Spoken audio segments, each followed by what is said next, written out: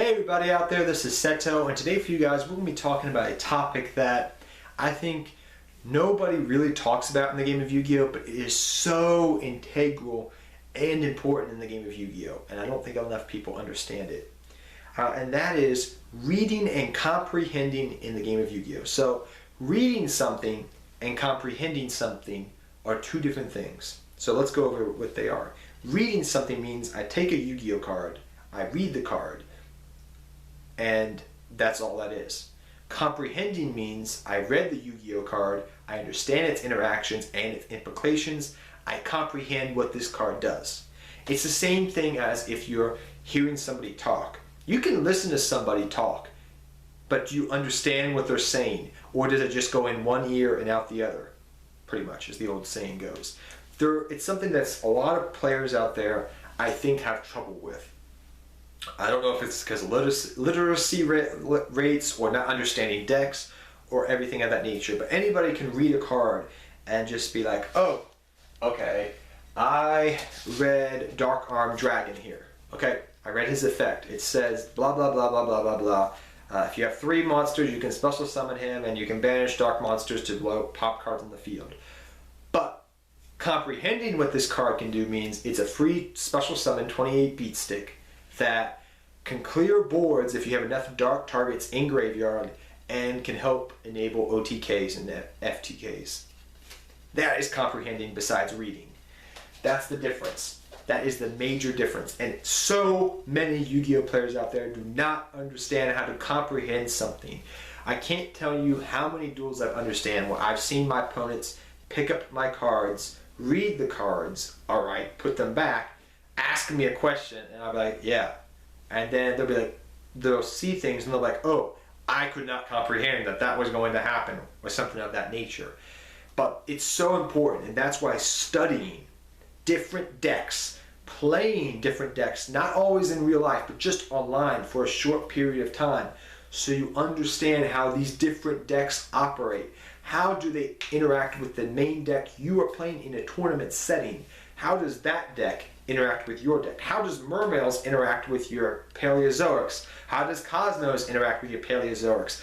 How do these decks interact with Zoo decks?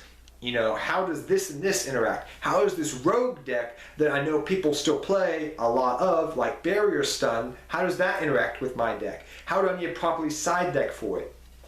You know, reading cards, understanding, oh, this card leads to this combo play. You know, if somebody just read Terror Top, okay, and said, special summon this level 3 monster, you get to search another Speedroid monster. Okay, it's a searcher, it special summons. But comprehending what that does means, oh, this is a rank 3 playmaker that can lead to a rank 3 play and still means they have their normal summon.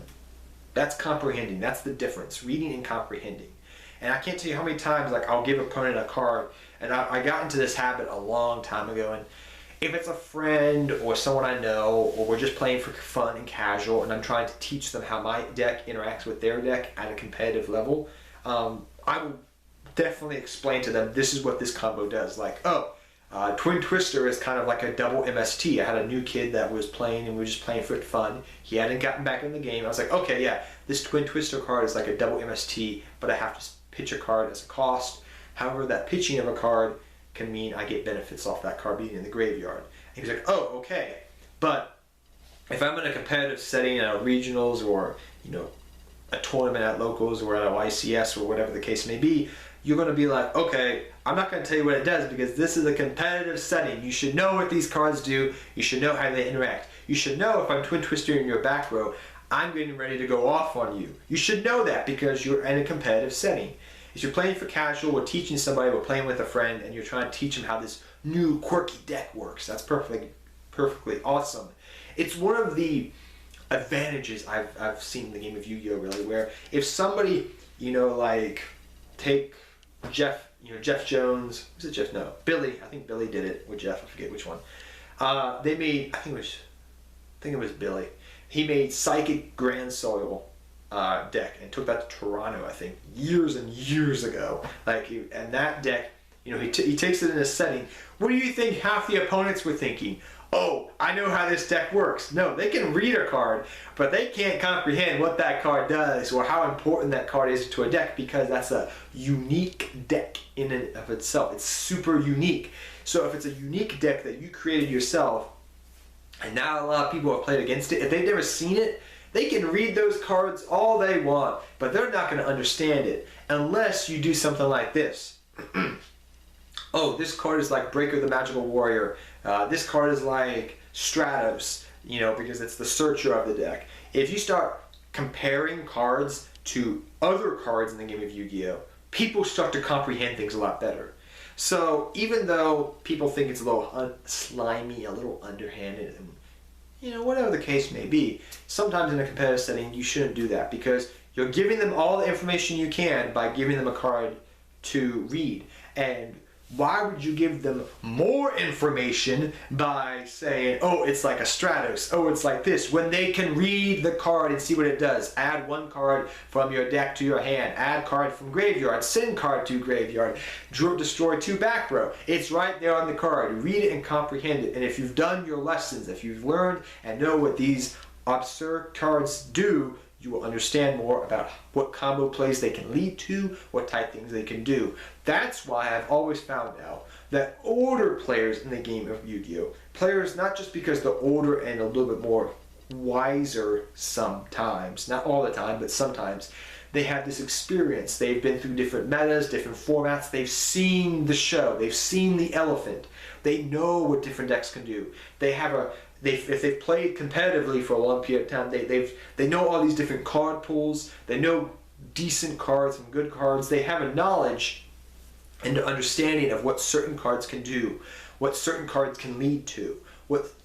It's kind of hard to explain unless you've played this game for a long time. There's just a knowledge that comes from comprehending, like, oh, he dropped a dad. He's going to top deck it. He's going to blow up my field, so I should solemn warning that son of a bitch. Excuse my French. And instead of letting it go through. Well, I've seen players, they'll be like, what is fa? I had that happen at locals, and I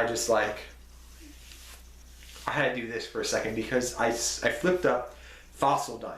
I was like, Fossil Dyna destroys all special summon monsters, and the guy didn't know what Fossil Dyna was. And I was like, what? You don't know what Fossil Dyna does? I was like, there's people in Yu-Gi-Oh! That don't know what Fossil Dyna does? You kind of come to this point where you're like,